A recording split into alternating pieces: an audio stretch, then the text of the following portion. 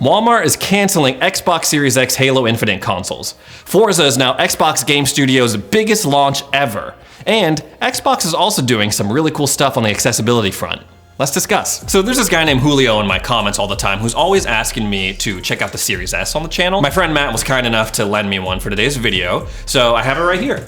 Here we go. And it's a lot smaller than I thought it was. I've never seen one in person, but I mean, I really like the design of it. It's something that just kind of pops when you compare it to the, the Series X. I like the simplicity of the Series X, just like a rectangular kind of low-key kind of deal, but I do really appreciate the aesthetic of the Series S.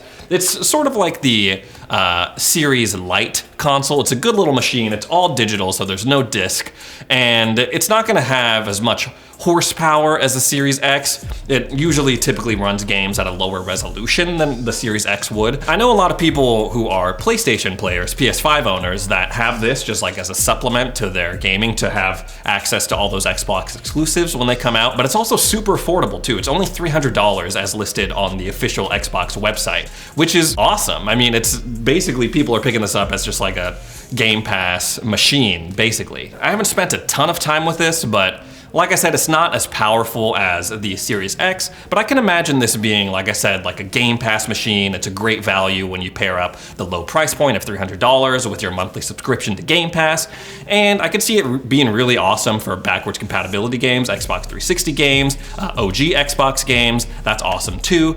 But like I said, someone's always in the comments asking me to check it out, and I finally have it here, so ta-da! I'm gonna keep playing around with this thing though, so if you wanna hear my updated thoughts, make sure you subscribe and set your notifications to all. Phil Spencer has now come out and said that Forza Horizon 5 is the biggest Xbox Game Studios launch ever. They've exceeded 4.5 million active players, and apparently it's 3 times the amount that Forza Horizon 4 has ever achieved in total player count. And that peak player count is more than 3 times as much as the active peak player count on Forza Horizon 4. This may have something to do with the fact that they've cast a pretty wide net in terms of platforms that it's released on. They've released it for the last generation of consoles, so the Xbox One, One X, One S. They've released it for current gen consoles, the Series consoles. They've released it for the cloud gaming service. They've done it on Steam. They've done it on the Windows Store. So they've cast a very wide net in terms of the release. I'm not sure if this includes the history of when Xbox Game Studios was Microsoft Game Studios and Microsoft Studios, because of course that would include all of the Halo launches. And for reference, Halo 5 had a huge launch back in 2015.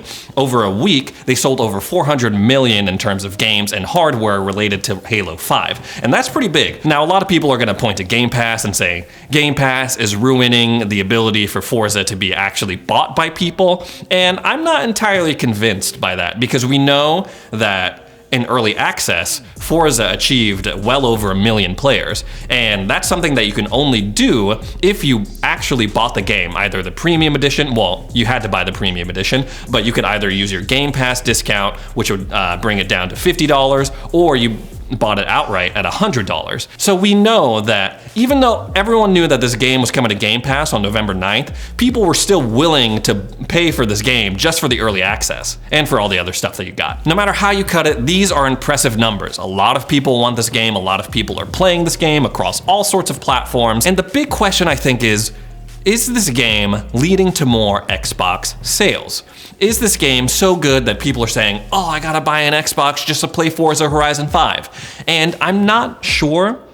My gut tells me that the answer is probably no.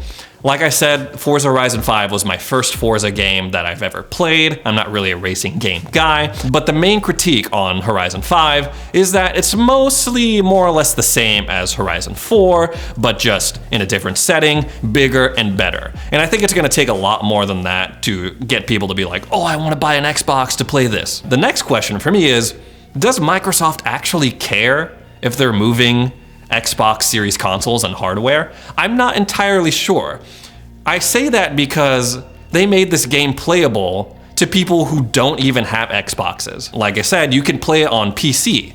And they put it to where on the cloud gaming service, you don't even need any hardware at all to play the game if you really wanted to. Like, if they really wanted to push hardware sales, they'd probably just bundle it in like, oh, if you want to play Horizon 5, you gotta buy the latest Xbox, right? Which I would obviously be stupid, right? Because there's a console shortage and everyone would be like, well, I want to play this game and I can't even buy the necessary console to play it on. And the fact that they're releasing it on all of their devices under a wide umbrella kind of says to me like, they're really just focusing on getting as many people to play the game. So we've seen some pretty interesting Xbox collaborations so far this year.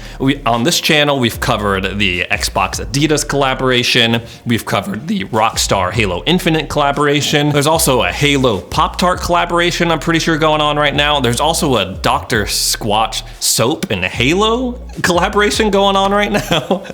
And I think last year, they also did a Jordan and Xbox controller collaboration as well. So Xbox is known for kind of doing all sorts of collaborations with all sorts of products and corporations. The most recent one apparently is going to be an Xbox Gucci collaboration. I'm not sure how that's really gonna pan out, but it all started, like a lot of things, with a Twitter exchange. So Xbox tweeted out, saying GG after every game will never go out of style. And then Gucci replied and said, we agree. And that had everyone being like, whoa, like what's going on here? Are they gonna do a product collaboration? And it seems likely from what we know and what we've seen, but I personally don't know like what the crossover appeal is, like how many Xbox players desire like high-end Gucci fashion.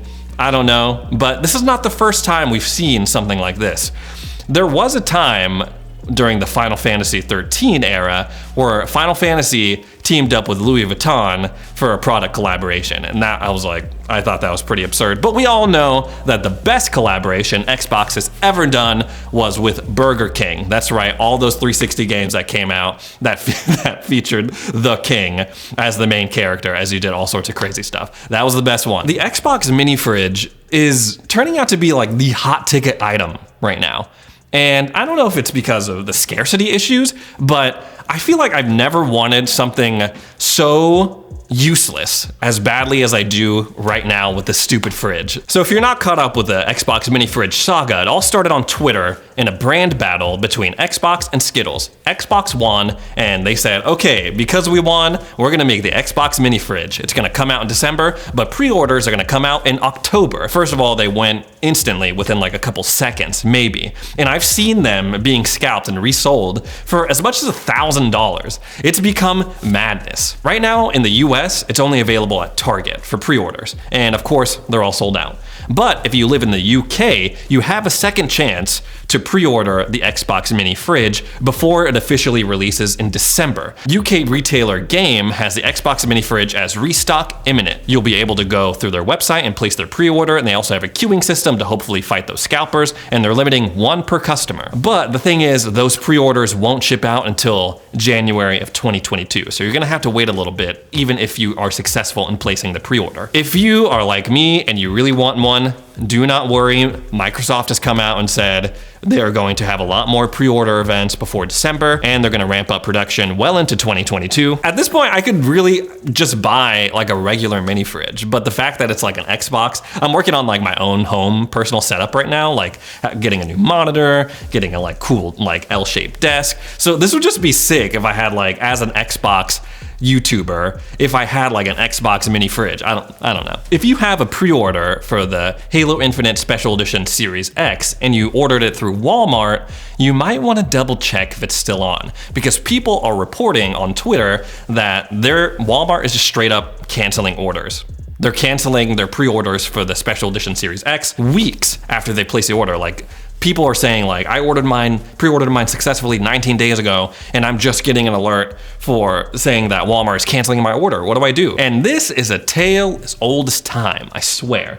Walmart is the worst when it comes to selling these next-gen consoles. And I know a lot of people are gonna be like, I got mine from Walmart just fine. I'm sure there's cases like that, but Overall, I feel like Walmart has been the worst. It all started last year, I feel like, when they put out the pre-orders for the PS5s too early. And it just ruined everything for all the other retailers. And it initiated like this mad stampede of people trying to be like, oh no, well, who has it? I don't know. Every time they restock, people are always saying like they're having issues with the website. It's either crashing, the add to cart button doesn't work. There's been people who have waited in the queue and it says, oh, the queue's only 1 minute long. And then all of a sudden it'll be like, just kidding, it's 60 minutes long or 2 hours long.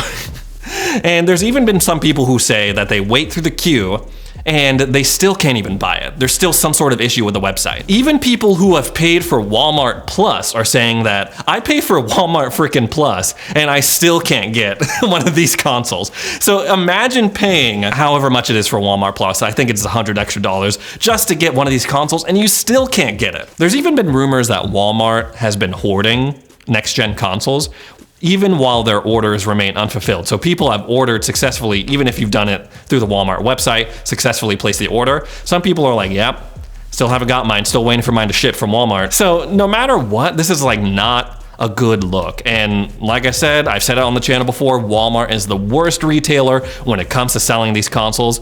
And it's just tough. I mean, people are battling scalpers, obviously, and like we just got to get these in store. As long as people have to go online and fight bots, it's gonna be tough going. And it's not ideal, obviously, getting them in stores. There's obviously not a lot of stock, and it's gonna be like, you know, Black Friday all day, every day, if you're lining up outside of a Walmart that's like 3 miles long. It's not ideal, but like, I feel like that is really the only solution right now. Have them in stores, get people to actually go there to pick them up, and limit 1 per person. Anyway, that's all the news I have for today. Thanks for tuning in. Again, my name is Ray if you're tuning in for the first time, and we'll see you next time.